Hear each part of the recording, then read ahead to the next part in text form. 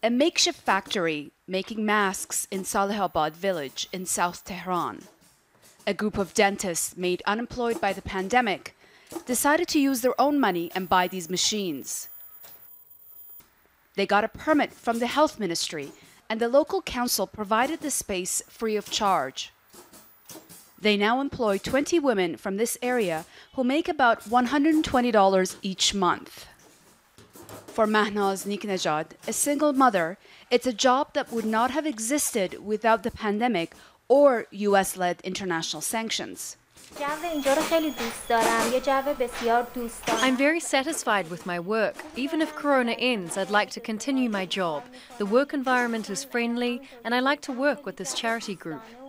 These women now produce 10,000 masks daily, working 6 days a week. They're sold to medical facilities and hospitals across the city. We have experienced in every crisis, when ordinary people assist the government, it would be resolved sooner, faster, and in a better way, either in war, in earthquakes, floods, and now in Corona.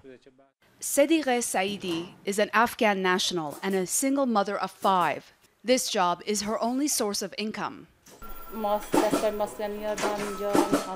I've been working here for 8 months and I'm very satisfied with my work. My husband lives with his other wife in Afghanistan and I support a family of 6. The doctors and the women here all say their work will continue even after the pandemic is over. The main message from officials here during the pandemic has been one of self-reliance, since Iran can no longer rely on the international community to meet its medical needs. Now, this small factory is just one example of how necessity has forced domestic ingenuity to meet demands. And for women in this small village, it's been a life-saving source of income.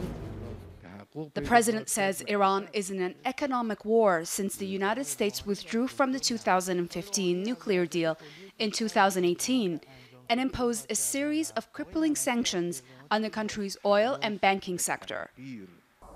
During the early days of the pandemic, Iranian officials tried to buy protective equipment, including masks, from other countries. But due to international sanctions on Iran's banking sector, paying for them has been difficult.